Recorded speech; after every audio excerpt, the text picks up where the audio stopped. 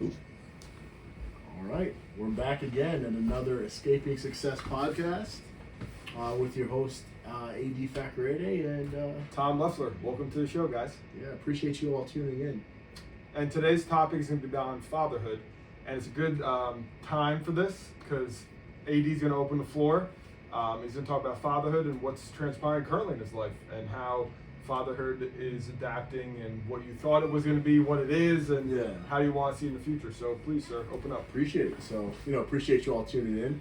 Appreciate you letting me tee off. So, obviously, it's a very exciting time in my life because I just recently became a father again this past Thursday.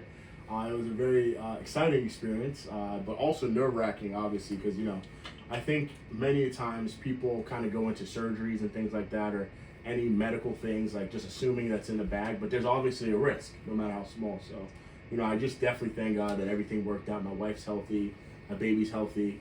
But yeah, it was, I thank God for safe delivery. But, it's funny because I was in the theater room, and we're just sitting there, and you can't see what the doctor's doing. But the doctor's like, "Oh, sorry, I hit your rib." So I looked at my wife. I'm like, "The baby's up that far up by your rib?" So that it was definitely. And then I look down. I can't see what they're doing, but I can see the suction of the blood into a bucket, and I'm seeing that thing just go up. And I'm like, "Wow!" She actually lost a lot of blood and stuff like that. But she was numbed out, so she didn't feel anything at that moment. But it was a very interesting experience because I remember sitting in not a waiting room. They had me sit a hallway away while they were doing the anesthesia, which was strange to me because of my first daughter's birth. I was there through the whole thing, through the anesthesia and everything.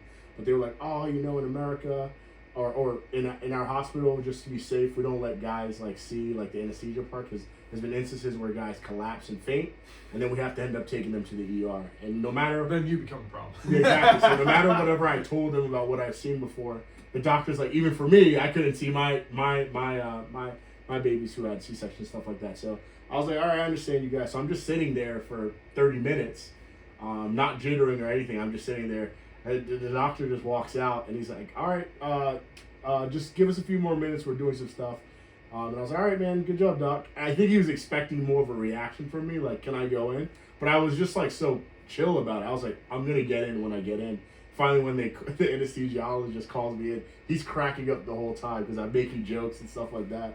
But it was just a fun time to be around while all that was happening. And we had no idea what the sex of the baby was. So that was obviously another thing that was going on in the background.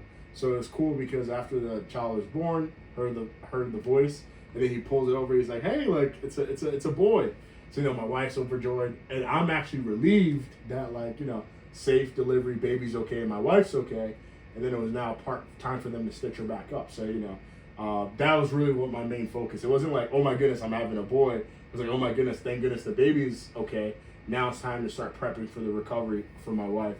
So I'm cracking jokes the whole time. Everybody's having a good time. My wife actually said something that was hilarious. They were pushing her out of the surgical room, and the nurses are like, "Good job. It was a great procedure. We're just going to put you in the recovery room right now." And as they're carting her away, she's like, "See you guys in 2 more years." And they're like, "We've never heard anyone say that right after surgery," which is hilarious. Come to find out she was actually joking, but I took it to heart. I'm like, "We're coming back in 2 years." Hey, he's like, because I don't know if the listeners know, how many kids would you want? I mean, ideally I'd 10, but that's way too much. My wife always jokes about surrogacy and stuff like that. So when the chips fall in line, I have a decision to make. As in, when I'm in a position financially where I can afford to get 8 surrogates or have an army. Then it becomes is it something that, the people that we care about in our life, is okay. Is it okay to do? So, and I also got to look at whether or not it lines up with my faith as well, if that's okay. But so far I haven't heard a no, so it's a good sign. But, I'm very excited. But all in all, I say that to say, for anyone who kind of is in the process of expecting a baby or had a baby, I know you all know how a roller coaster ride it is.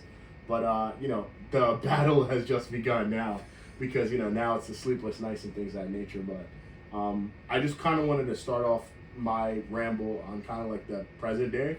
And then kind of as we get going in our conversation, we kind of talk to more deeper things like our philosophies of what we want to be like as a father, what I want to be like a father, and things like that. So with that being said, Tom, I want to throw it over to you. In light of all the stuff I just illustrated and said, what went on with you this week? Because we didn't get to really talk this much this week, unfortunately. So this week, it was a good week. I attended a live Tony Robbins event. So Tony Where Robbins, it was just virtual.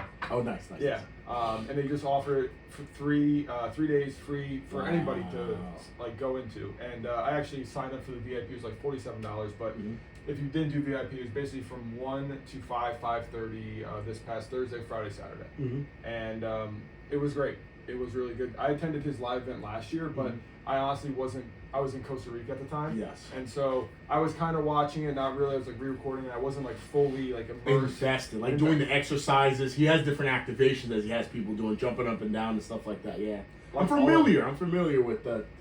Is the Tony Robbins. Yeah. So I was watching it last year on YouTube when I was in Costa Rica. And like I said, I wasn't really live the whole time, or I tune in and like wasn't like jumping in front of my computer like doing all this stuff. But even those 3 days, or I didn't probably even do all 3 days, but those whatever like couple of hours or 10 hours total of last year had a profound impact on me. Wow. It really did. And so I was excited for this event when I found out about it. And he delivers. He really does. He's actually Christian himself. Yeah. But he doesn't preach religion in a sense. No, but he does preach though that there's a creator. Faith. He preaches like, faith. Yeah. And it was really good. The first day, basically he talks about like for any change, you need to first change your state. Yes. Then you have to change your story, and then you have to like have a strategy. Yeah. The problem is most people they feel good. They say they want to make a change, and then when they don't feel good, they don't carry through the change. Golly. So that's most people. Because like if you feel good, you have a good day, you get some positive momentum. You're like, oh, I want to change this. Like New Year's resolution, like I'm gonna lose 50 pounds, and then you have all this momentum. You feel good. You're like your state's heightened because you're excited. You're like, this is great. But then week 2 or week 3, and you're hungry, or you're tired, or you don't want to work out, or you kind of like had a stressful day and want to reach for donuts. Your state's down. And so he kind of employs that, like you have to be very conscious of your state when making decisions, but also when you want to follow through a decision. Yes. And there's many ways to alter it. He's a big energy guy in the sense of like get your body moving, make noise, like be active, like cold plunge, like all that stuff. But through that experience, I went in with it with I knew his principles before, but I kind of came out with it. I went in not knowing really what I wanted to really get out of it, and then it was interesting where last year where I was like pivoting, like what I was working on, and then like this year is like a totally different mindset, and it was interesting, and I did all the exercise, I was jumping around, I got involved, like I was you put your arms up and I was screaming in my house, I was doing the thing. It's amazing. And it was fun. And I'm actually looking to try to do a live event. Yeah, in person. Yeah. I have a call with their team Tuesday. Fantastic. But it is a substantial financial investment for in person. It's like $10,000 or something, right? Yeah. It's not cheap. No. I know this. I don't know what I told you. I have a cousin who's been to several of his events. No, I didn't know that. She has a very successful 8-figure tutoring business in the UK. So that's awesome. Not even to the point that she has a personal coach with them. So she's no joke. Yeah, I love that. She's legit. So I've got to experience. I FaceTimed her while she's on her calls and stuff like that. She's like, "What second she just does?" That's why I was familiar. And I'm familiar with Tony Robbins' story too. You know, he was a truck driver at one point in his life. I didn't know he was a truck driver. His story is. I know he was broke multiple times, and man. he came from nothing, and Literally. he really just. And he also was always a very giving person. So Yes. even when he had nothing, He gave a lot. he would give even his last amount of money. And I think that also is a testament to him having faith that hey, if I give my last $40 to somebody, doesn't know when or if it's going to come back, but he tells a story. It's the second time I've heard it in his live event that he talked about how he was down on money. He was rent was due. I think he had $40 left to his name, so he's like, I'm gonna go to all I can eat buffet for $6 at the time. And he goes there, and he's stuffing his face, whatever. And then there's a little kid that takes his mom, with his mom out for dinner, and the kid's all dressed up very gentleman-like with his mom, open the door, moving the chair, all that. And Tony Robbins at the time decides to take whatever money he has left and gives it to the little boy and be like, hey, you can treat your mom to dinner. And so he left there with no money. Nothing. He couldn't even. I think he walked home because he couldn't afford like a bus or anything. Yeah. And then he said either a couple days later, somebody that he lent money to gave him money and interest. Yeah. And so out of nowhere. Yeah. And so I think he kind of is a testament to having faith and trusting that everything will work out if you do the right thing. Yeah. And I think that you reap what you sow. But what people you say that it's it's easy to say like, oh, like I have faith, I trust, but when your back's against the wall and there's no light in sight, there's nothing. That's when your faith really gets tested. Yeah. And I think myself, but it's a principle, man. Like, it's a principle. Wealth is actually something that people don't understand. Like, it's true. You can amass wealth by working really hard. Mm-hmm. But if you look at it, like, because he comes from a Christian background, so biblically, wealth is actually gotten by giving more. I think Dave Ramsey says it a lot. He says, I think it's like save so you can give like no one else. Because giving is actually like... It's selfish. It makes you feel good. It does make you feel good, but there's also principle to it. In giving, you actually sow more wealth. It doesn't make any sense, but like the more you give, the more you actually have. Mm-hmm. Because it brings an abundance into your life. You don't have a scarcity mindset. You don't have a Arthur Brooks talks about that. It's like when people actually give more money away in a year, the next year they make more money. It's just very natural. Yeah. Which is like people are... But it's a principle. It's a principle. Because you think like, oh, I don't have that much, I'm going to keep it. Well, you're going to stay there. But if you stretch yourself and you give, it's not that you're expecting anything back, but you will get back because you want to give more. And it motivates you more at work or whatever you do than just being a miser that just holds on to everything. Mm-hmm. And also, Tony, I'm talking about if you have $10, you're not willing to give $1. If you have $1 million, you're not going to give any. It doesn't change. It doesn't change. So be like, oh, once I have $1 million, I'll start giving money away. That's not how it works. You got to start with now, because like again, the money doesn't change people; it just heightens what you already are. So if you already have the mindset scarcity, like, oh, everyone's like doesn't deserve this, like it's all me, that's like all this. Double, it's a toxic, quadruple down. Is when you have more money, like, oh, you're hoarding it. You're like, oh, it's mine. Which is sad. And that's a sad existence. I think that's when you're actually really unhappy. So it's interesting that we kind of went that way, like. But when you think of generosity in your life, how's that been and what does that look like? So that's a really interesting question. Like in terms of that, it really kind of opened my eyes in like different ways that like I now see ways that I'm giving back just naturally that might realign with my purpose. So this past week I had someone reach out to me on Instagram, an old friend, and he was going through some stuff.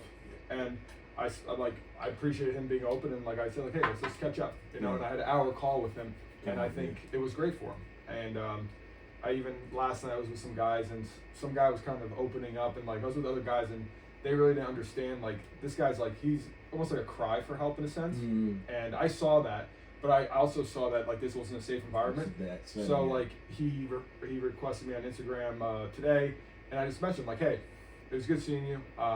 If you ever want to talk, like I'm here to talk. And so my way now is giving in a sense of letting people be heard and tell my story of being vulnerable and open with guys and letting them, whatever problems they're facing, they're not alone, they're not abnormal, we all go through stuff, and giving back in that sense. But also serving is, I like being in a position where I could give to people, whether that's giving someone a job opportunity, that's like my new motivation with business is like I want to build the business up and grow in a way where I could give financial stability to somebody. I like offering like scholarship opportunities for the business, and I like just like with my friends, just like treating them to things like it's not even like like expected, like just like bringing something or doing something or doing. I'm a very acts of service person, so like I just like to like cook for somebody or I don't know, like bring something over. Like I like being in a position where I could give, and I'm not in a position where like I'm like, if I give you that, like I'm expecting this in return. Like I just like to give.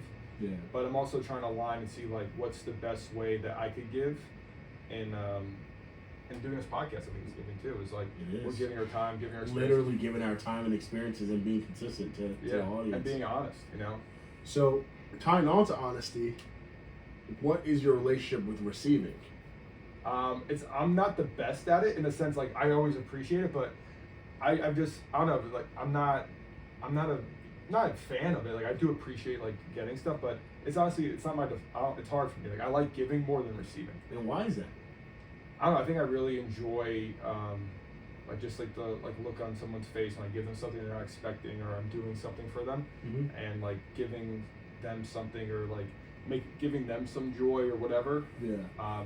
Versus I guess my own joy of like receiving, I guess. But in that same light, when that person is giving to you, they're taking some thought and they're trying to make your day. There's fulfillment in them also being happy in their gift being well received as well, correct? Correct, and I gotta work on that better. So, what do you think's a hindrance there? I'm just curious. I think. Have you never looked at it from their perspective, of them being you, like you putting yourself in their shoes when they're giving something to you, or? I'm just curious. No, like I do think about like when I do receive something, and like I do think about the effort it takes or whatever, like whether it's acts of service or like a financial burden, and I do acknowledge it and appreciate it a lot. Especially for me, I think it's more like an act if someone does something for me. Like I know what it takes to do stuff for people, and so if someone goes out of their way and does something for me, I'm like I appreciate that greatly. I make sure they're seen and heard, because I know myself, I like to be seen and heard. So that's something I've been more conscious of, I guess, the last year is. Because honestly, for me, like I was in past relationships like where I do a lot of things, and like I just felt like I wasn't like appreciated, and so now I make sure whenever I'm in a relationship, is like if someone does something, like wow, like if they cooked a bit, thank you so much for cooking, like this was amazing, like whatever, or they cleaned, I'm like I appreciate you cleaning, like even if like I cooked and we're cleaning together, I'm like hey, I appreciate you like standing up and cleaning, like I just make sure they be seen and heard, and like I appreciate it. I guess with my context where I go is like receiving gifts is like, I guess for me it's. I'm a simple person, and I'm also a very hard person to get gifts for. Yeah. So I guess that's something I'm working on, honestly, is like I don't really get excited for things easily. And I don't know if that's because I'm just lack of presence or kind of been numb for a while or not allowing myself to have fun. So in the sense of acts of service, people doing stuff for me, I'm very appreciative. I know what it takes, so I'm very like, let it be known I'm actually generally like appreciative of it. I think it's more so like the physical gifts that I struggle with personally. Yeah. Or like trips in a sense, because like it's hard for me, I guess, to excite or let myself let loose and have fun in a sense. So in that context, I'm working and being more mindful of like this person, whatever future person we get to go on a trip together is like be more excited, because like this person's excited to go with me, so I should be excited to go with them. Putting you in a scenario that is going to happen, but just having you go a little in the future. 10 years from now, you pull into my house and you see a '69 Charger, and you're like complimenting on the car. We finish our podcast and I'm like, yo bro, the car is actually yours. Are you taking the keys, or are you gonna be like, no. 69 Charger. I'll be like, we're driving this together, right? I'm not taking it solo. We're going together, right? It's your car. I know, but I'm taking you first. But it's your car. Yeah. It's gonna. I mean, I think it's gonna be hard. I'll take it. I'll be very appreciative of it. But then I'll be like, that's a good gift, though. You can't say no. And then I'll be like, well, you can't say no to like, that. how am I gonna get a charged up Ram truck? But it's not even about that. I know. But for me, is I would be so appreciative. Yeah. But my first thought would be like, how do I share this experience with you? Yeah, that makes sense. Again, we talk about doing things like pleasurable with people. Yeah. So like if I, for example, what's the point of driving the Charger? Yeah, if I got the Charger and you gave me keys, like peace, I'm out. Like like I'll see you next time. Throw the kids in the back, just. But no, I would be very appreciative, and I the first thing I would want to do is enjoy it with you and be like, just just or speed. Oh yeah, just loud as the neighbors hate us. No radio, just straight up, just engine car and just. It's a boat too. That car is a boat. It's a beautiful. But it's nice, yeah. And so when that does happen, just let that know for the podcast. I will be extremely appreciative. 10 years from now, at the very minimum, I'm gonna be gifting this guy a Charger, old school Charger, nice one. It's pretty fun. Yeah, I don't know the color yet, but I know it's gonna be 4-speed manual. I know. I just want to say it. Black with a nice brown interior. That's gonna be a nice car. Hard, man. We're have a good ride. And those cars, there's no center divider, so you can really chill. Like we're big guys. Yeah, there's like a bench seat. Yeah, we're just chilling. I gotta take you actually. There's a car place. I don't know if they still have it, but right by my parents' house, there's it's called Shedlock.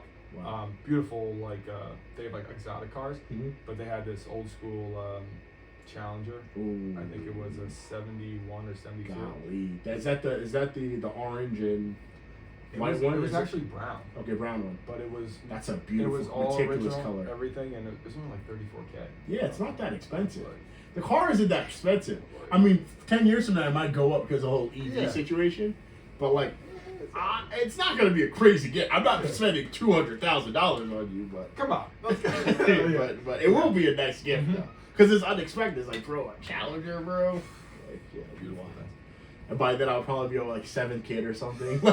You'd be like, hey, dude, how is this possible? I'll be like, dude, don't worry about it.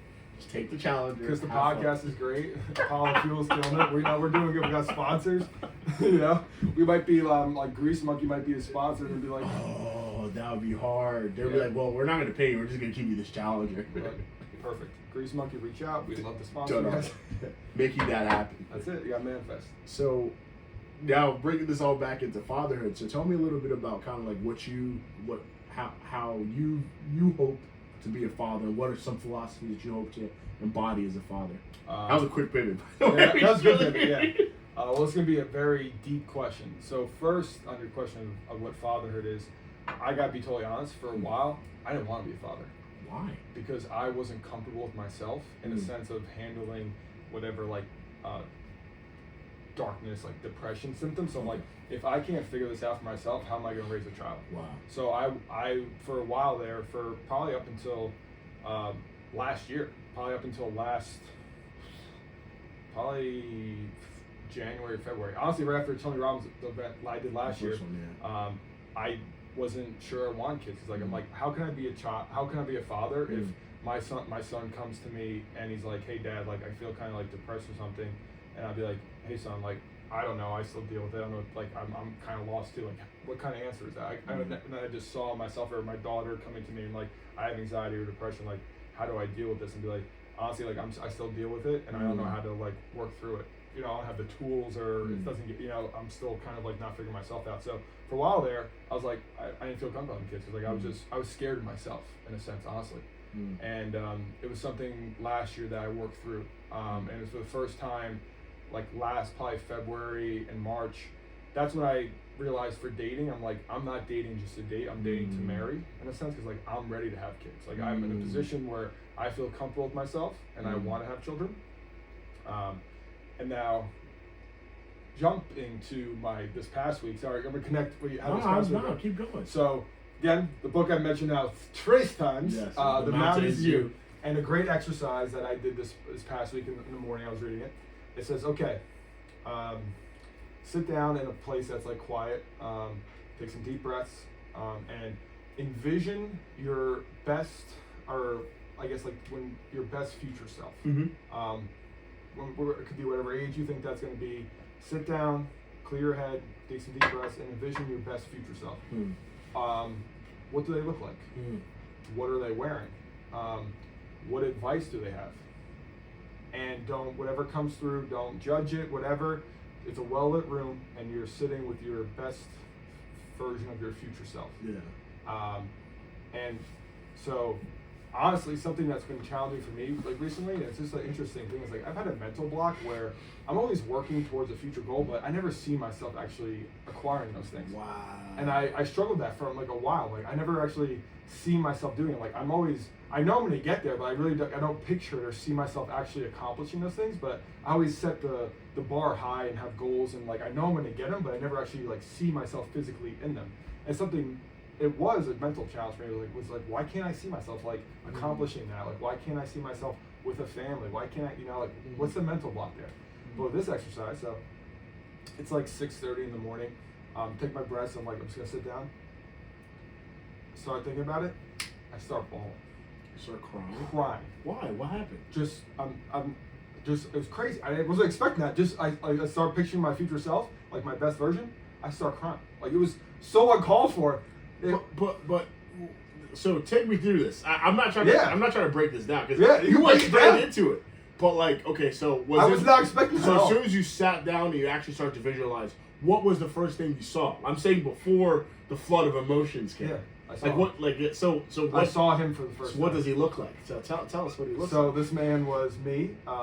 He was probably about 35 to 40. So I'm currently 28 years old. So about 7 to 10 years older than me. He was lean. He had kind of like almost like lumberjack attire, like ranch hand attire. He took off work gloves, like work gloves. He had like sleeves rolled up, had nice like muscular forearms. Beard? He had a beard. Okay. Not a mustache. He had a beard, and there's a little shortcut hair, little streaks of gray in the hair. Oh wow. Little, not a lot of gray hair, but just little. So you knew he was middle age. Yeah. But you couldn't really tell how old he was He because was like 35 to 40, but he's in good shape. Like he's like lean. He's got veins on his forearms. He's strong. Probably honestly maybe even like I currently weigh about 215. Probably was like 210, maybe 208, like a little lighter, but just like strong, like kind of like that ranch farm man strong. Yeah. And he comes into the scene, and I see him, and start crying. Like I was not expecting that or anything, because I think it's the first time I ever saw my future self, my ideal future self. So why was it that you cried though? You think? Because I for the first time in my life, I actually saw me like there in the future. That's golly. The guy who I am working towards, I saw him for the first time. Was there anything else that happened? Were you able to see past him and see family? Like what? There's more, my guy. I was about to say, more, my guy. This is going into the father part. Keep going. I'm probably gonna start freaking crying now. Yeah. But so we're talking, and he doesn't say much. We hug each other, and he's just like, "It's okay," and he just kept saying that to me. "It's okay." Yeah. He's just like, "Just trust yourself, believe in yourself. It's okay." Yeah. We embrace, and then he starts walking out, kind of like on like a not a dirt road, type, like kind of like a prairie a landscape, like a farm ranch type vibe, or just more property. Like out there's like a fence, there's like a nice wooden fence, like nice like pastures, whatever.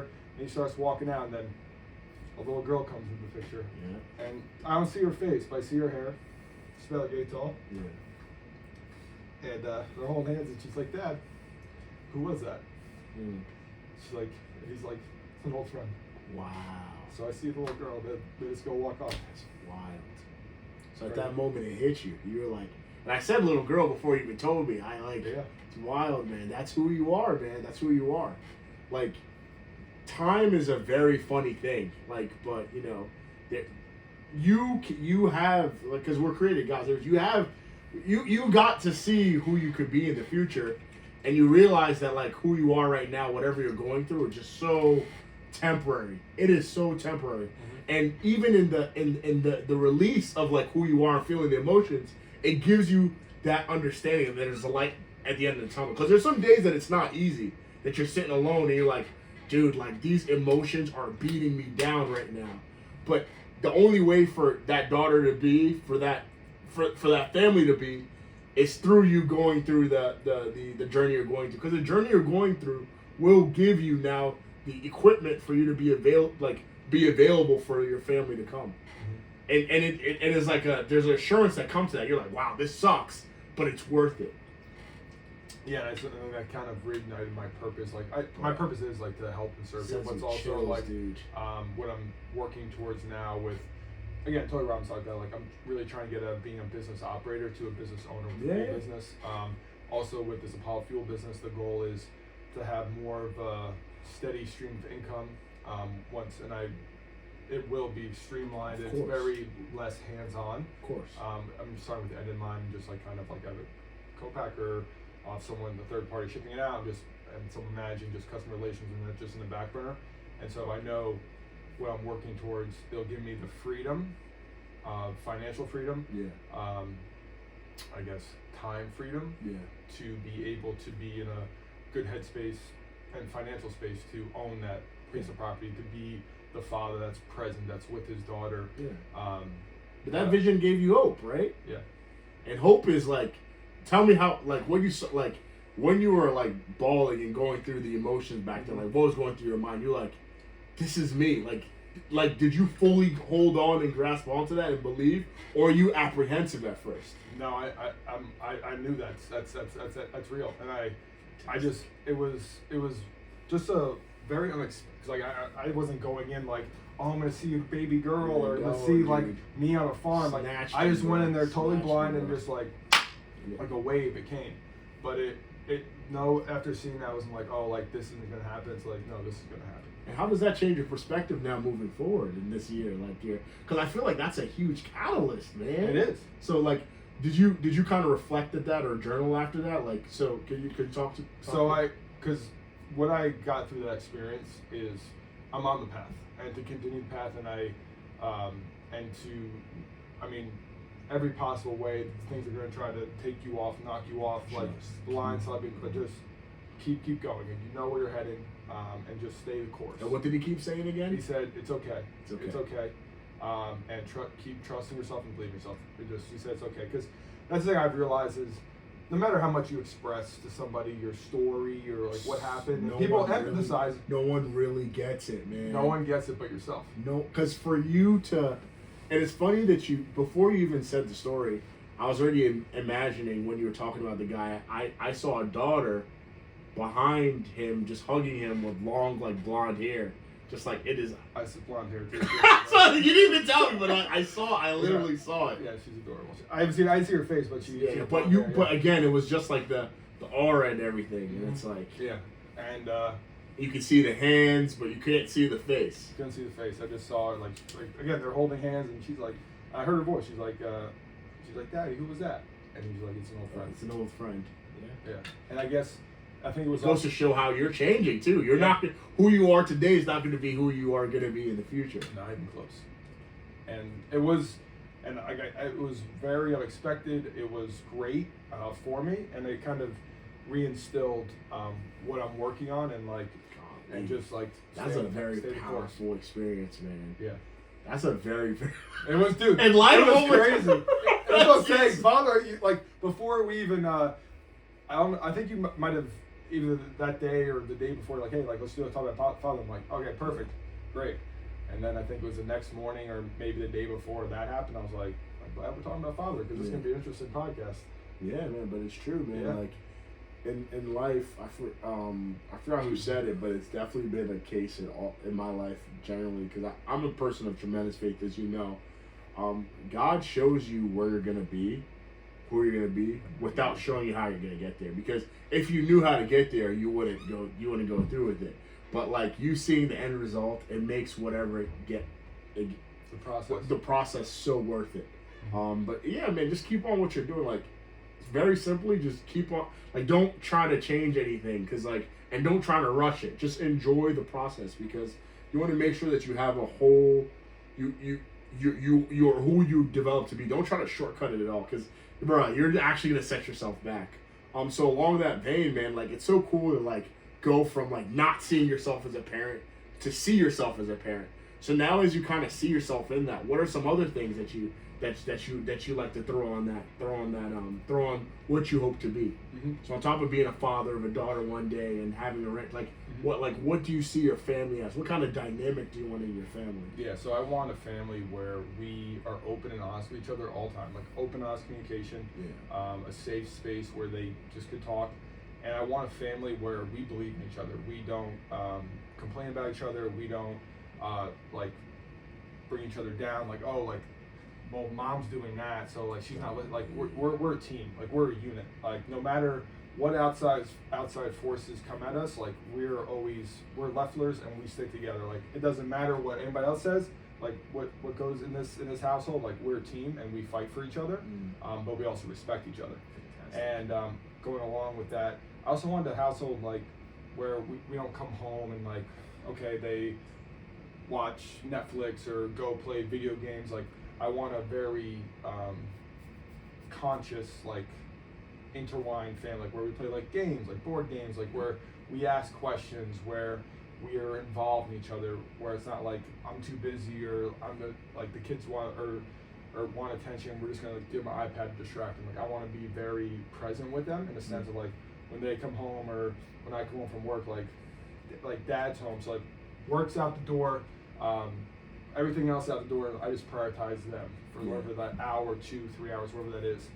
And I think I want to instill that in them and not be the father where I come in and I'm like not really there because I'm like thinking about work, or I come in and like I have to go do work, or you know, it's like I'm wearing that still. I want to be a different man when I come in that house, in the Makes sense of sense. like, I'm present, I'm dad now. I'm not Tom like the friend or Tom the business owner. I'm Tom the dad, Yeah. or I'm just dad. So, and I guess also go with the dynamic too with the wife. I think it's very important that we share those values and principles, and that we are able to have very good communication. And so going on to the like rituals and principles that Tony Robbins talks about, like that's something I kind of not unconsciously, but I have so many rituals and principles in my life that I do with like my workouts. Like it's a ritual. Like I wake up at the same time. Like I go to the gym at the same time. I eat the same foods. Religiously, like just the same thing. I have the same morning routine. I journal. I pray. I ground. Like it's rituals. And so taking that into fostering what I want to foster, I'm like, okay, I got to take these same rituals and create it when I have. So I wrote down actually earlier today like rituals for my future relationship. Like it's like where. For me, it's gonna be like 30 minutes undivided attention every day, and then a date night undivided attention every 2 weeks, and then every month we sit down and talk about what's working, what's not working, and just like go through this. So, very powerful. 12 check-ins a year that are very just constructive be like, hey, criticism. I hate when you do that. Is there a way we can work through this? Yeah, Or you know, just being honest, like just because I don't want, as I realize, a lot of relationships like they usually just die by a million paper cuts because it's like they don't like this, they don't like that. It's like you get away with it in a while, and it's like, but then they just build and build, and like it builds up in you. Versus like straw that breaks the camel back. Versus like you sit down once a month, be like, hey, like it really bothers me to keep doing this. I've asked you, but you're not really doing it. It's like, okay, I didn't know it bothered you that much. Like so, it's like just having that communication, and then once I have the relationship, then I guess it's working the principles for the family. And so for me, I guess principles for the family, I haven't got there yet. So I got to get the relationship first. But I'm Think of your own childhood. That helps a lot. Yeah. But you said you're observant. I'm observing like how you raise your kids. I observe how my cousin, she has younger kids. I'm observing my sister with her stepkids. So like I'm observing all different dynamics of how people raise kids and how different like things I want to take, things I don't want to do. It's going to evolve over time as I evolve. But I'm cool. And then going into that, what are some principles of fatherhood that you currently embody that you are conscious of? Yeah, so I believe in quantity time with family, not quality time. That sounds crazy. But it's like being with them as much as possible rather than just like, earmarking specific times of concentrated. I found with children that actually means the most to them. Like, quantity versus quality. So like my daughter, she's in love with me. Like every time I walk in, Daddy, like she just loves me, and we don't do anything special. I just make sure when I'm with her, she doesn't watch cartoons. I turn off the cartoons and I just spend time with her. I'm playing video games. She has a controller in her hand. She's playing with me. Even if she's making the game ridiculously longer, I don't care. If I'm watching Ronnie Coleman lifting videos, she's on my shoulder. She's watching them with me because like I believe in quantity over quality. Now it's going to be interesting now with the dynamic of my son that just came into the picture. My daughter now gets the opportunity to be an older sibling, so it's going to be interesting kind of watching she evolve that. But I mean, outside of just doing what I normally would do, I definitely see myself getting more into hobbies because I found that in relationship with children, they need to see you doing stuff. So like, I do plan on doing work at home so they can see like what the work looks like.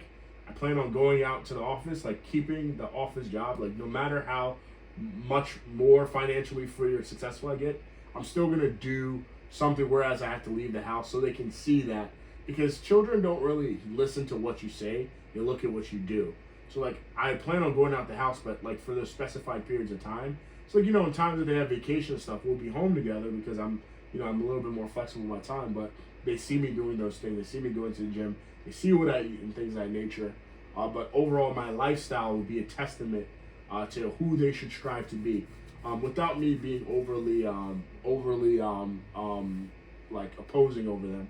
I am someone who believes in like having a disciplined household, so everything must be in line. Like for example, my daughter, she can't be eating cookies all the time or things of that nature. She needs to eat good quality whole food, and she tends to be someone who likes protein. So most of her diet is protein. She doesn't eat a lot of carbohydrates. But obviously when she goes to grandma and grandpa's house, she kind of has at it. And I let that be. But the whole idea is when you're home, we get back into our regiment and things of that nature. Less cookie, less candies, if any, and just focus on eating clean, eating what dad's eating, and just going back and falling back in line. And in terms of philosophy, in terms of like family in general, communication has always been a big thing between I and my wife. We always communicate. We keep communication key. I think no relationship is perfect, but what you find is that with people that are willing to work with each other, year after year, you get better at relating with one another and communicating with one another, and also giving one another instruction. And also, people, what's it called? People have epiphanies at different levels, or they have epiphanies at different paces. Like, I'm someone who's very emotionally intelligent, so it's very easy for me to understand like how someone wants to be said things. But my partner, who's amazing, might not be like as quick as to pick up on some of this stuff. But again, that's where the patient comes in, because eventually she's gonna understand, or not even understand. We're gonna work through that. But it's not. Sometimes the best approach is not a direct approach as well, because at times, like, you know how men always say like, oh, happy wife, happy life, or your wife is always right. There's definitely always some proof in the pudding in that. Because if someone is like in a very heightened emotional state, the last thing you want to do is confront them over something. Because what you're gonna do now is you're gonna come off as combative, and then you put yourself in a position where like, now you have to apologize. When in reality you'll be like, honey, actually, I never really saw it that way. I'm gonna back off of this, or we can talk about this later, or you're right. But then again, later, at a less emotional state, it's like, hey, I just wanted to revisit what we talked about the other day. Like, I still am battling with that. Can we talk about that level-headed? Like, what's going on here? Or like, how can we kind of work through this and make sure this doesn't happen again? Or I didn't know that affected you that much. Could you help me? Like, can we brainstorm together alternative ways to kind of go about achieving that goal while still taking into account your feelings? Like stuff like that. Because men are not wired to think that way in terms of feelings. We're all about effectiveness, efficiency, and getting the job done. While necessarily for women, it's not that way. You see that a lot with purchases. With women, like a woman might want a car that's like a 3-row car, blah blah blah. She finds it, good price, all that stuff, but the outside of the car, because the color is weird, like a baby blue or like a sky pink, she'll be like, oh, my girlfriends will think, or my friends will just think that I'm like a Mary Kay someone, or like they'll think of me some certain way, so it doesn't make, guys don't think that way. They're like, bottom line, as long as the car is not like neon green, like I'm okay with it. As long as the price is right, it does the job. And even if it is neon green, I don't care, because I'm just getting from point A to point B. So I think we also have to take that into account, how men and women kind of logic and process things differently. I think also in terms of children, having a partner that's on the same page with your philosophies with children is extremely important, because in relationship that ends up being kind of like the first basis of quarreling and when people start having children, because it's like, oh, like I don't believe in timeout. I think you should just let the kid be a kid. And you're like, no, the kid needs to understand that there's consequences to actions.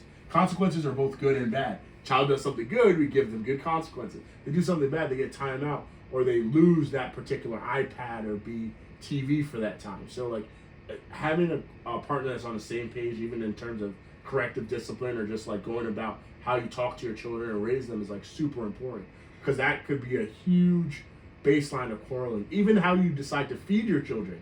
Like, hey, honey, I really think we should do breastfeeding. Oh no, I think formula makes the most sense. And you genuinely believe that breastfeeding is like super important. Look at the science backed against it, but your partner is like, it's too inconvenient, all that. So that could be a huge issue, So I think there's a lot of underlying layers in all the things I said, but to boil it down to one simple concept is communication, and understanding that communication is ever evolving.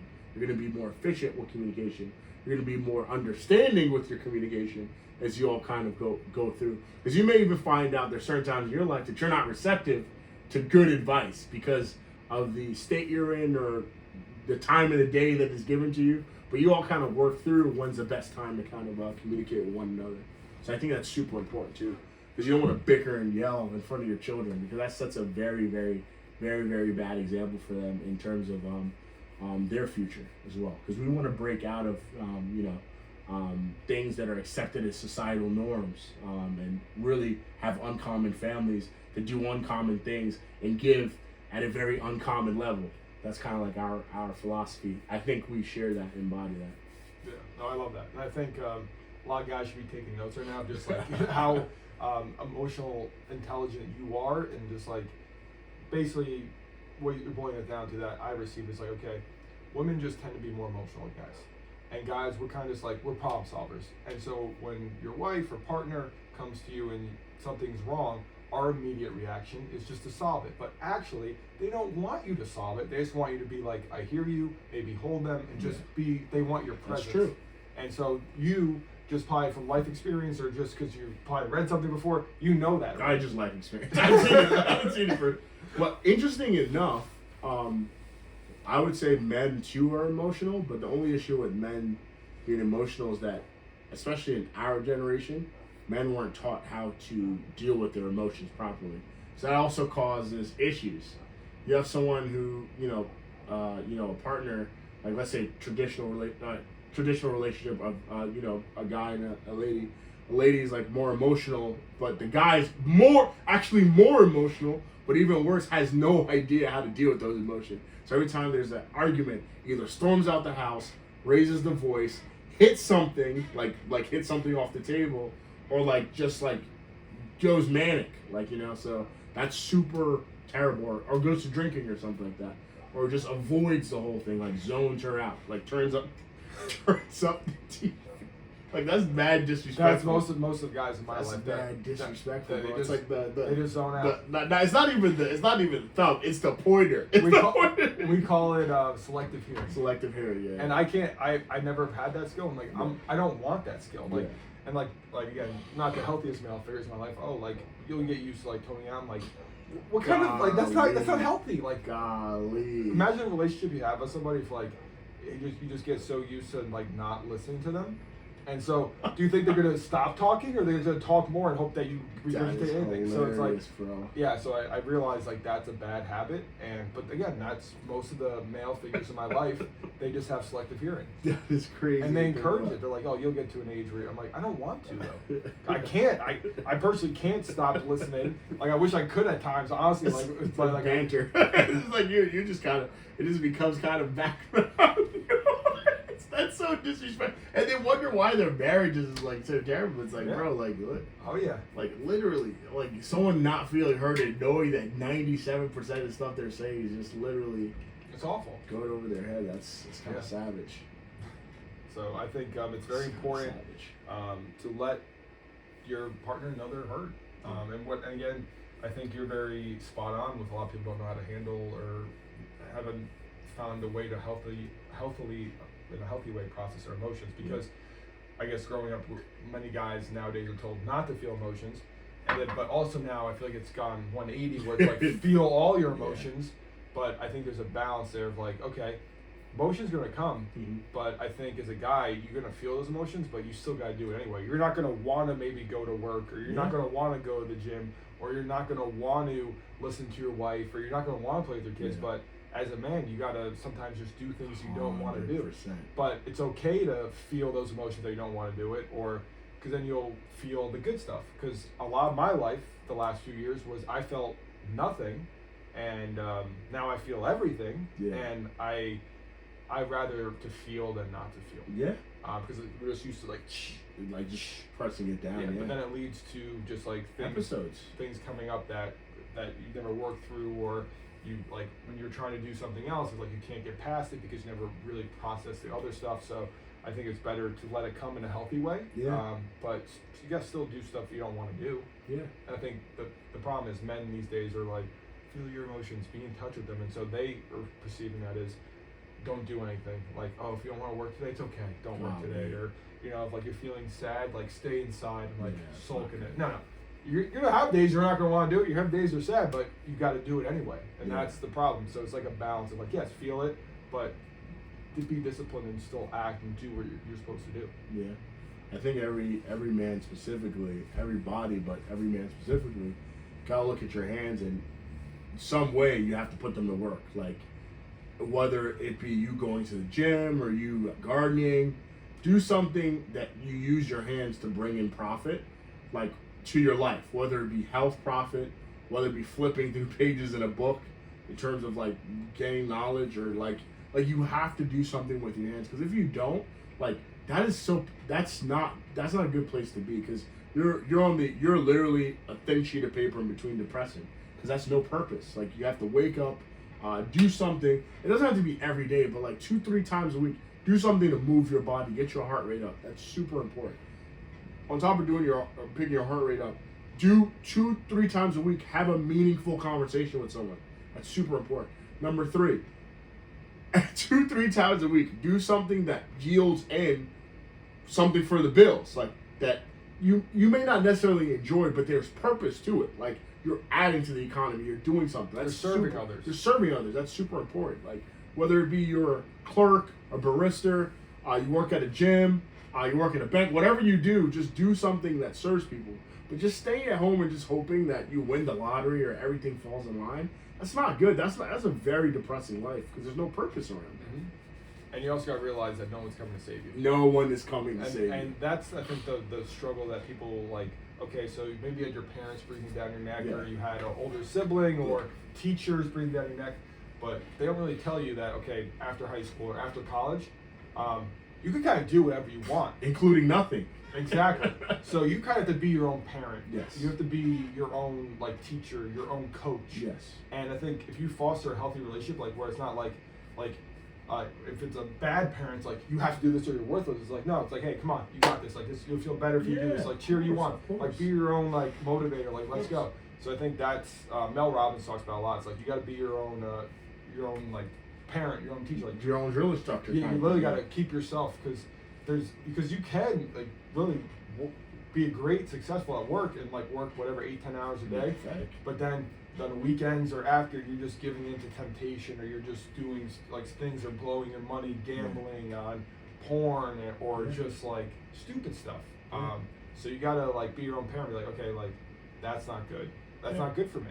And do it in a healthy way. That's okay, I don't feel good after I do that. Okay, then don't do that. Yeah. Okay, but it's hard because we're so used to someone telling us what to do, or you shouldn't do that, bad, don't do that. But you gotta start doing that for yourself. And I think most people don't realize no one's coming. No one's coming to save you. You gotta if you wanna go for that job, or you wanna ask out that girl, if you wanna do that, go do it. You gotta do it. And it's not wait for it. Just you gotta go, because you start thinking it's not gonna happen. It's with anything. Even this podcast, if we start playing we gotta have the best. We are going to have audio microphones, we'll do all that. You got to have the best lighting, the audio microphone, the podcast studio. We have to write down what we're going to talk about. We got to have templates, all this. It would never happen. We'd be we got to plan more. It's not ready yet. We got to keep planning. And we just keep waiting, pushing off. Look how far we are now. We're learning on the go. And to your point, it's not only are we learning on the go, we're also holding on to our commitments. Since we've made the commitment for the Sundays, we haven't missed any, because it's we know that this is super important. And even if there comes down a line that we're not available on a Sunday, we'll make necessary adjustments in the beginning of the week. I'm going away for a week. We might end up even do more episodes that week, because... Or we might do a Skype, a virtual episode. 100%. Or like I said, to just so you're present, we could just do 2 episodes before the Sunday. Yeah. You know what I mean? I think that we understand the importance of this. And not only that, we hold on to the commitment, because my wife was saying today, she's like, "Well, you guys are podcasting?" Yeah, I made a commitment to him. So it's that's very important, because we said it before we went into it, that this is something that because it just takes one little excuse for it to kind of slide in. So and again. And trust me, your excuse is warranted and it's real. There's nothing. There's no this isn't this man had a baby 3 days ago. But but at the end of the day, let's call a spade a spade. We're talking right now. It's not like we're here for 37 hours. We're over here. We're doing this, and this is a time that maybe I could be napping now, but I'm no, I put value in this. This is very important. But that's also very important, integrity. Throughout the time in the hospital, I could have easily used that as an opportunity to start to eat a ton of rice, or eat Chinese food every day, or I don't know, eat pancakes or cakes and all that stuff.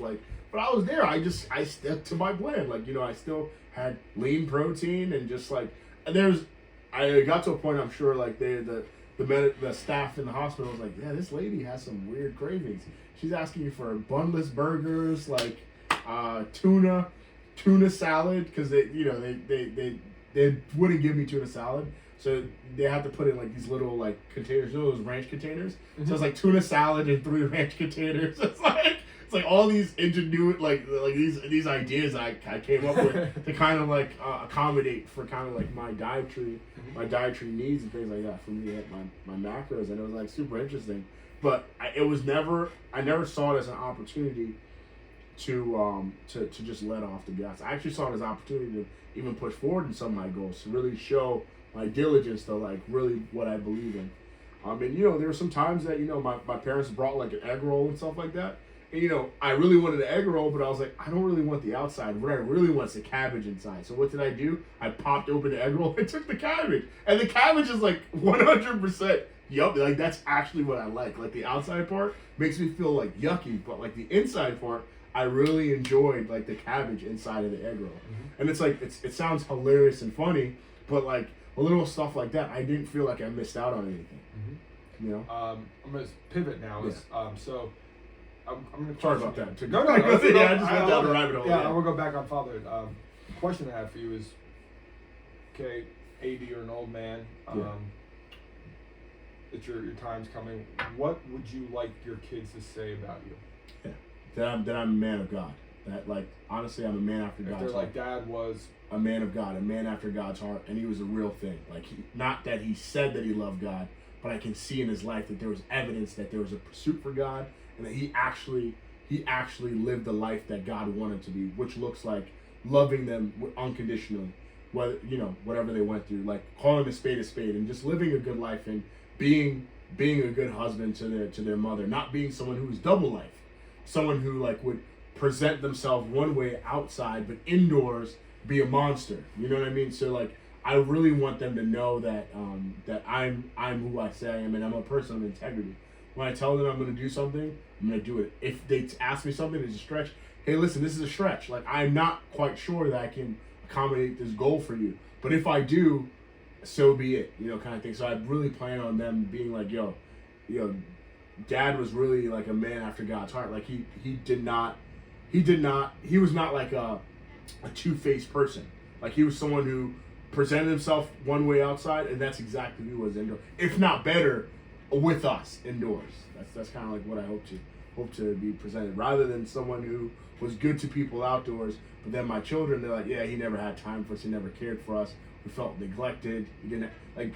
I feel like a lot of people who are very much so present in other people's lives, they kind of neglect their children, and I don't want that to be the case for me. My children are very much know that I'm there for them, and I'm there to support them, whatever their interests are, whether it be chess, Pokemon playing, or like or athletics that I've never heard of, like hurling. I'd support them. I'd get into it. Yeah, that's cool. So that's amazing. Yeah, because I really do think what God envisions is what God embodies is true unconditional love, in that He loves us first, but we don't love Him, and we have the free will to either love Him or not to love Him, and that His arms always stretched out no matter what we go through in our life, and He's always there whenever we call, but like we also could decide not to call. So like I think that same kind of stern, rigid, not rigid, but stern, like support for my children is very important, because I don't think they'll ever go to know God if I am not a person of godly character in their life. So that's the only thing I can really give to them. I think that would, that I would want to impart to them. Like no matter how much money I pass on to them, whether it be billions or billions of dollars, that means nothing to me. What really matters to me is that they may know Him, that they may know God, for who He really is, not who people say that He is. That's like my hope. That's my hope for them, and I hope that they see that in me, and they will. They will, because I plan on making that my first and foremost priority. So I'm very excited for that. That's awesome. So my daughter, every time we're praying, she's already saying amen. She's like hallelujah. So I'm like, hey, listen, like you get it, little girl, but Now we're gonna have to live that. Now you're gonna have to not be a bully. You're not gonna, you have to love your neighbor like yourself. Like, so I'm very excited for that. But the beautiful thing that I at least see is that you are that person. So just by byproduct of your daughter being around you, she's gonna see Dad's a real thing. He lives what he says. He's a man of God. And so she'd be like, that's Dad, and then she's gonna follow in your footsteps. Because again, I think kids, you could tell them to do one thing, but they model you. They don't care what They you model say. you. They do what you do. So if I'm telling her to eat healthy, but I'm eating Oreos all the time, or don't watch like TV and I'm sitting in front of the TV all the time, it's like very difficult very difficult not to do that. And I'm not saying that TV is a bad thing. No. You could do TV, but it's like you always have to get your ducks in a row, and it has to be a life of also discipline, because I think it's very easy to just be excessive. America is a supersized me country. So I think it's very important for my children also not to have that excessiveness. Because you can have anything at your fingertips. It's a beautiful thing, but it's a blessing and a curse, like everything. There's a comedian that I have to find the clip for you, but he's basically talking about American. He was like a Korean actor, and he was like, yeah, Americans, you guys are so funny. You guys just give so much napkins. Like he's like, you just go out. Yeah. And then he was like, it's like Amazon. It's like you're like next day delivery. No, not even next day delivery. Give it to me before I even want it. I want it now. Like I want it before I even want it. It's like this instant gratification mindset. While delayed gratification actually has higher long-term happiness rates, higher long-term satisfaction rate, higher long-time peace rates. While people who are always looking after instant gratification, next hits, are really anxious, depressed, nervous. Like, they just have a lot of angst in their life. Oh yeah, that's so true. But I feel that all comes from God, because God provides peace that doesn't make any sense. God provides joy that doesn't make any sense. God provides understanding that doesn't make any sense. Because again, it's living a life that's disciplined, that's subject to His will. And in being under His will, we now have access to things because we're operating as His children. But if you're not operating as a children of God, then you're operating as a child, a Satan spawn, as people call it. Because if you're devious, looking to get people over, screw people over all the time, that's not godly character. That's actually satanic character, I feel. So it's kind of like you're actually behaving like you're someone's behaving like they're God at that point, which it's not the God that I serve. But I don't want my kids to be devious, long story short. But everyone has a tendency to test the limits, and I think that's where parents are super important, because parents, they set the guardrails and they give the opportunity for children to understand, hey, listen, the world's a tough place. You can very well screw people over, but that has no great reward, and the truth.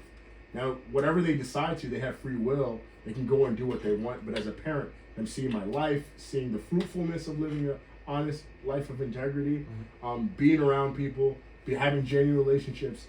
It's more likely for them to pick that up than for them not to. Now, the objective is to protect them against people who otherwise may not. But at the same time, protecting them from the people who may otherwise not have the same views of them also being able to educate people who don't come from good backgrounds that there is a better way of life as well. Because I feel like good parents, it's not enough just for your kids to go throughout life, not commit any crimes, and then be someone for yourselves. It's more important for them to go through lives and make an impact in every spare area they're in, whether it be with their teachers, with their counterparts in high school, middle school. Let them feel like your child has gone through that place, because your child's someone who's genuine, authentic, someone of great integrity, and sharing a little piece of that glory of God with those people, so that they can also see God in their life as well. Because I think that's super powerful, having that aura and having that excellence, having that light to bring into areas. And everybody has that. It's just unfortunate that from the home it gets dimly lit. So whether parents are arguing, fighting, financial issues, complications in the marriage, that dims the light of the child. Because now, rather than the child now looking up to the parents who are looking up to God, the child is looking at the ground, looking inside, being like, I'm the reason why my parents are dysfunctional. It's very difficult for them to actually exude that light that's in their life. Because every child has a very good thing to offer, in every situation. The other day, me and my wife were talking about my daughter, because I told her to go to her room, and then the first thing she did was at 2 years old. So like, yeah, it's like, are you kidding me? Like, I knew she wasn't sleeping. I was like, shut up, babe. She just starts giggling. She's like, because she doesn't know, like, if it was an adult, they would sell that. Just snore, because it's self-preservation. But she actually would just like, they're so innocent. Exactly. So it's like, it's, you know, there's always opportunities for lessons, but like she's always gonna test it, you know. So it's very important to set good boundaries and stuff. But it brought joy at that moment, you know what I mean? It was like, my wife, we'd never forget that. Like, you know, 2 years old, already trying to pull a fast one on us, but not smart enough to sell the part. She's like cracking up. So I say all that to say, like, you know, children are fantastic, family's fantastic. Sorry to go on a huge tangent, but like, you know, I got stories and stories to tell. Because they teach you so much in their simplicity. And I think also, like, something I've realized, like, kids are so pure, they're always giggling, fun, light. You know, they have light. I think the world or situations, parents or whatever, kind of dims that light, like you're saying. And I think it's very important that you let them know that how important it is to keep that light, or give them a safe environment to foster that light to serve others. Yes. And I think so many people don't realize, even if like you're great to your kids and you're the best parents ever, but if your relationship, like the two parents relationship is awful, the kids feel that. It affects. Or if you do everything for them, but you're completely disorganized in your life with like finances. Like you said, everything weighs on them in ways that you don't even realize. And I think it does affect them, and like the kids lose their light because they see they just see the environment, and there's like, and so they're not as like bright, or they're scared, they're anxious, you know, they're not the free, like when you see a baby, like the first few years, they have no issue, they're pure, there's no, they didn't do anything wrong yet, they don't know anything yet. So, but as you're saying, like, it's important to make sure that you keep that light, that joy, that hope and faith. Yeah. And I think, I mean, you have it, so I don't see why not. If your it's kids easier are to gonna pass have it, on. Yeah, it's easier to pass on that and way. your wife has it too, so it's a beautiful thing. Yeah, it was funny in the hospital. They just kept, like, it's just weird, like, hearing people say it, but like they kept coming in the hospital. Like the nurse was like, "You guys are just such a joy to be around." It's like, I just don't want to leave this room. Like, I feel like I'm part of your family. And they're like, and the nurse is like, "Yeah, even when your wife was like in wincing pain, she's still smiling." Like, you know, and it's like, it just doesn't make any sense. Like, you know, they're just like, they're just so like attracted to us because they're like your energy. Their energy. Like, she's been in the hospital like 36 years. She's like, since I've been in the hospital for 30 plus years, I've never had a dad who's passed out on the couch still the need to like reach out and still introduce himself to me, even in that state. Because I was knocked out after pulling like a graveyard shift looking at my son. But like, you know, she walked in the room and I was like, "Oh, like, pleasure to meet you." I mean, she was like, I've never, like, that had such an impression on her. But I was just like, that's what I was taught to do. That's who I am. Like, you know, I just never saw it. And my wife did not try to make their life harder. Like, we tried to make their life easier. Like, when they would do things, I would help out. Like, I'm like, you're not my servant. Like, I'm here to serve you, kind of thing. Like, and I know everyone from, like, even the people who are helping us clean our room felt that they were special, that we actually cared about them. We appreciated what they did. And it was crazy the way they now took care of my son, because it was crazy. Like, I would just be myself, but the level of care that they took care of my family, I was like, wow, like, that's crazy. Like, like it's insane to see it. So yeah. And the funny thing, going on a segue, is my mom always says that, because she only met you once when you came to visit me in the hospital. She's like, "Hey, just love his energy, like, just such a good person, like, you know." And she met you one time, and just, you can't fake that, you know. And it's a beautiful thing. And I think it comes from just like your tremendous faith and hope, but it's also you come from such a good place of like serving and just like being a man of God. And it's a beautiful thing. And just commend you on that. It's like, you're the real deal. And obviously, like, the nurses see you at the hospital, and even in like a situation, they probably see people freaking out, stressed, like scared, like all those things. I'm sure you felt those things. I had certainty. You felt those things. I had certainty in Christ, real, bro. you know, Yeah. I felt them, but I had certainty in Christ. But you had faith. Because even the Bible says, worry, who with worry added a single day of age to their life.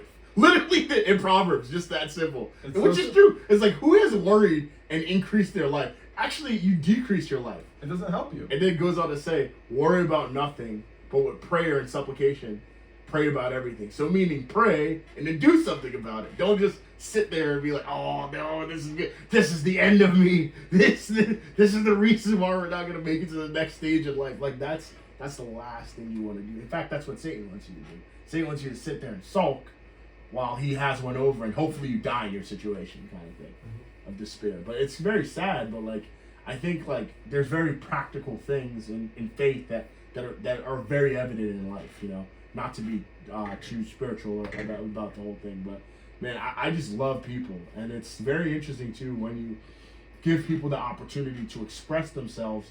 The tremendous warmth that you feel from that interaction. For example, the guy who reached out to you, you given him that medium to really open up on himself. You walked away actually with more than he did. Even though he felt a tremendous weight and burden lifted off of him, you walked away with more. But if you didn't give him that opportunity to do that, it's like you just missed out on what such a beautiful interaction. Because it reinforces I'm on the path. Yes. It reinforces me, okay, the podcast, me being vulnerable, me being open, and me like feeling from a place like, okay, I generally want to help people, and like if they're going through something, I want to let them be a voice and like be heard, like not whether to shove it down or just avoid it or go in a dark path. I'm like, hey, no, like there's everything. You learn something as a challenge, acknowledge it, but what can you take away from this?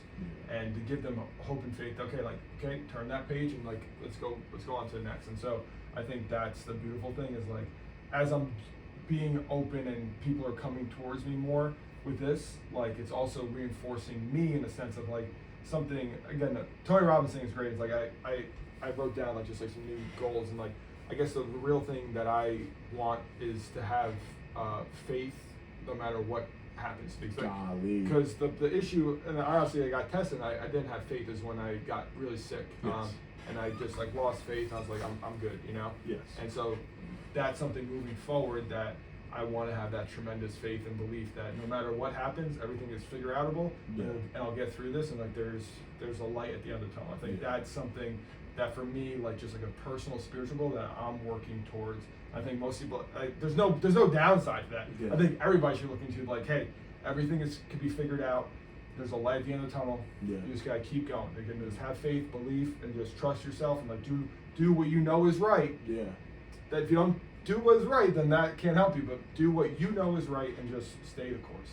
And so that's something that I think is extremely powerful and also uplifting to somebody. It's like, hey, just do what you think is right. Have faith and believe, and you'll persevere. A lot of New Age people talk about gratitude and all that stuff, like being like gracious, gratitude, like bro, like all that stuff is much simpler than that. Having a thankful heart is so important because like when a human being is so consumed by his or her problem, the problem looks so huge. But when you're thankful to God for all the things that you've seen through your life, when you start to list problems and be like, you're like, if you have problems, you're like, Lord, thank you for saving me 3 years ago. Lord, I just like even for waking me up this morning, thank you, Lord. Like as you enter that heart of thankfulness, you will be surprised how small your problem looks, because then you realize how big God is in light of that. And how lucky I am. And how fortunate you are. And then again, there's some like thankfulness also it's a way to move yourself from being in that sulking, like, oh, I just want to be in a fetal position right now. It's like, be thankful. Like, if someone really sits down and takes inventory of the things that they are to be thankful of, it could be the apartment that you never thought you got, the very phone that you're holding. There's a time in your life that even the car seat you're driving, you never thought you could ever have it. Like, there's always, when you can just hold on to a few things and you just allow yourself, kind of like in the exercise you did when you tried to vision yourself, and just allow yourself to go down that path. Even from like the college you want to go to, or look back at yourself 4 years ago. Yes, I think that people don't do that either. Thankful. It's like, just be thankful. Look at the person you were 4 years ago. But be thankful. Not looking back and be like, oh, I regret this. It's like, be thankful. Like, wow, I'm so thankful that God took me from out of that situation. Like, I literally thought that I wouldn't get. If looking back at your life, weren't there situations you literally thought it was like the end of your life kind of thing? Two. Exactly. And I thought that was it. Like my heart surgery, I thought I wasn't going to wake up, and then when I was in the hospital with the bacteria, I thought I was going to die. And I literally thought that probably worse. I had more time to think about it, the heart surgery. Like I really thought that was it. Wow. I thought like I was like, but I had faith. Like I knew that like if that was it, I But would. still, man, it's like, you know, to get rose up after both of those situations. Yeah. And you're like, you know, I think he likes me a little bit. I yeah, think God likes me. I'm 3 for 3, baby. I'm 3 for 3. Because even the neck, I handle that better. So I realize like I'm very lucky I'm not paralyzed. But even now, like looking back at those things, they, like the person who I am because of that is, it's insurmountable, like change, and it's given me so much more, I guess, not insight, but more awareness of like how precious this thing is, and like how I gotta really feed into more things that I enjoy doing, and like it will come back to me. Like I this past few months, like I've been talking to more people, like friends, than I've ever had in the last 5 years. Yes. You know, like pouring more in, like doing stuff with people, like just talking to people, just like having conversations, like don't be so caught up in my own head or day to day where I can take like an hour to talk to somebody. It's like I used to not do that. Yes. And I think it's just like being aware and just like realize like how finite and how like at any moment this could just like go. So it's like you just gotta like do like the right thing, but do things too that like you enjoy doing, or like ways you could serve and help people. Like that gives you the most benefit. Yeah. But no, it's all those things, like it really also appreciation for physical fitness, especially the heart surgery, because I went from like I was in great shape before that, and then I couldn't for 90 days I couldn't do anything physical, and I couldn't even do. I was probably being able, before I got in the surgery, I was able to bang out probably like 60-70 push-ups in a row, and then day one coming back of like finally able to lift, I couldn't do like one push-up. So it humbled me, gave me perspective, like as a trainer at the time, it gave me better perspective of people that like were first starting to work out. I was like, oh, I get it. I'm not like, because I was just so caught up the last 5 years of being super in good shape that like I was a better trainer for, because I empathized and realized where they were at. So it gave me that tool of like, hey, like, why can't you, like, what, I don't understand, like, what you're like, why you give it up? Yeah, like, oh, I get it. It's it's hard to eat clean. You know, like, and the struggling with like binge eating, and like realizing it is addiction, and it is like, it's people don't realize food can be a drug. Yeah. And people use it because they're like, okay, I don't do drugs or I don't drink alcohol. Okay, that is better, but still, food can be a drug. And the problem with food is you could live without alcohol, you could live without drugs, but you can't live without food. So that's the weird thing. It's like you need a healthy relationship with it. You can't avoid it. You know, like it's easy. Like, okay, I'm never drinking again. I don't do heroin alcohol because you don't need it. I'm never doing heroin. You don't need it. But food you have to eat a certain amount of times to maintain a healthy function. So you having an unhealthy relationship with it is like you got to figure it out. Passive suicide. You got to work on it. And so that was really interesting. That for me is like, because I mean I could go the rest of my life without like doing drugs or drinking. That'd be totally cool. But eating, it's like have to. You can't fast forever. maybe for 2 or 3 weeks. Yeah, you're like, I need something. I need a cantaloupe.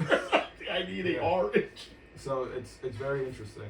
So all the experiences, I'm blessed to have them, and I'm very blessed, I realized, to had those experiences. Yeah.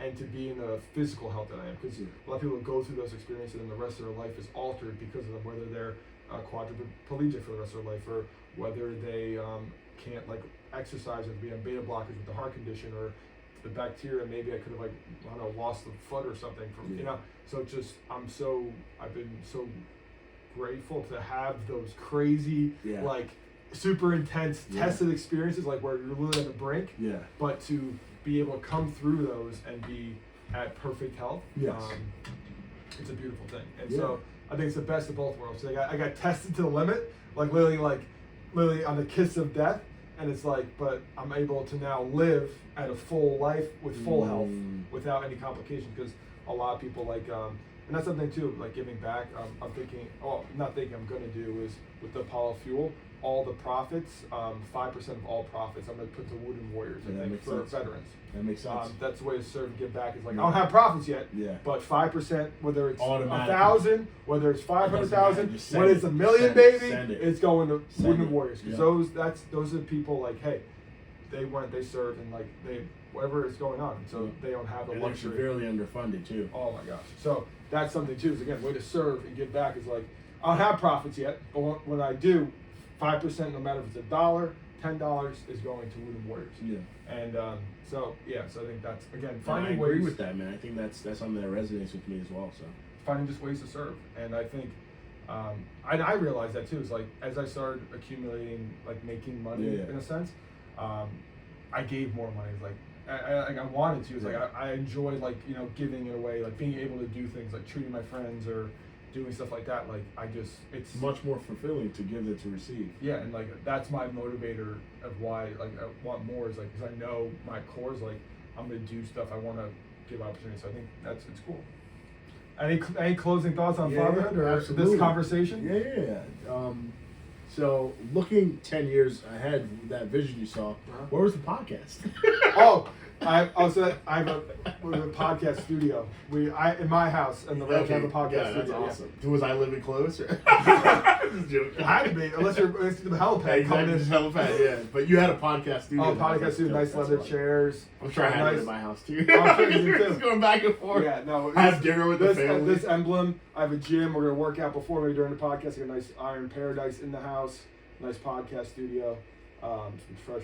Whether bison or cows on the farm. My house is gonna be better because I'm gonna have a range inside, indoor gun range. Sorry for giving you the idea now.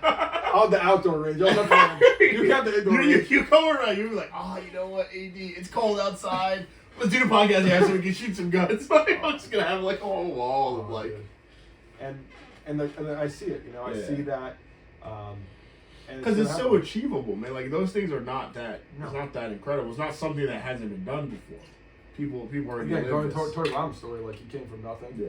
And now the guy's a multi. And we're not coming from nothing. No. Look at where we are at 20 something. So it's like it's not like that's not possible.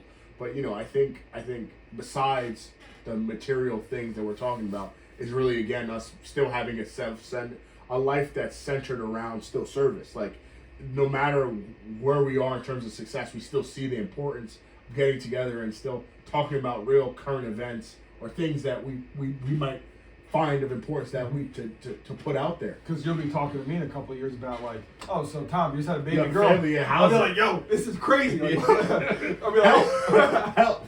What do I do? And you'll be like, it's okay. It's okay. I'll be like, no, stop. I'm on number 7. I'm just joking. I'm on number 8. That's great. I'll be like, okay, so you're taking this one. Yeah. At that point, you can just drop them off because I have so many already. You'll have like Baby Schloppe. Baby Schloppe will be the head leader. She'll be the daddy. She'll be the leader. She'll be like, boom, boom, boom. It's an investment, bro. It's an investment. Pour into her. Yeah, AD the second. Adedire the second will be like a little little powerless. Be like 12 years old, just doing pull-ups. I'll be like, Daddy, what's over? I'm like, be nice to him. Be nice to him. Eat your Wheaties. Yeah, be nice to that little boy. Yeah, so those are my closing thoughts, and I appreciate you all for tuning in today. We really got into it this episode talking about fatherhood. First tears on a podcast. Yeah, exactly. The what? Said first tears on a podcast for us. Hey, listen, and it was true. Like that was a genuine story, and it was funny because I was there in the room, like when you were talking about that. Because you didn't tell me, but I saw the hair. I literally saw the hair. Blonde little girl. I said girl before you even finished your sentence. You're gonna look at the video. When you watch the video, you're gonna see I said girl. Like I saw it, but it's beautiful because we're like. We're so intertwined. We're so intertwined. And I really believe that, like, if, like, for example, if you think of somebody that call you or something, we are energy beings. And so I really, to your point, like, I think when you're in, like, community and fellowship consistently, it's like, you start to, like, you're like, I think we should go this direction and all that stuff. Yeah. Like, we're gonna, I don't know how this is gonna happen, but before the end of the year, me and Tom are gonna put a book out. I don't know how long it is, because this week kind of took me by surprise. I kind of set myself back. But during my paternity leave, I'm going to do some insight, and I'll take lead on getting a book out for us. So. Cool. I'll start writing. I'll start doing some stuff. Yeah. But I'm excited though. I think we should get something out for the end of the year. I think that would be super important. And again, it's just information, just to pass out to people. I'm excited for that. Yeah. So that's cool. Thank you all for tuning in. Be well, guys, and stay safe out there. And look at the man. Congratulate AD. I still got the tag on. He's ready. That was a great episode.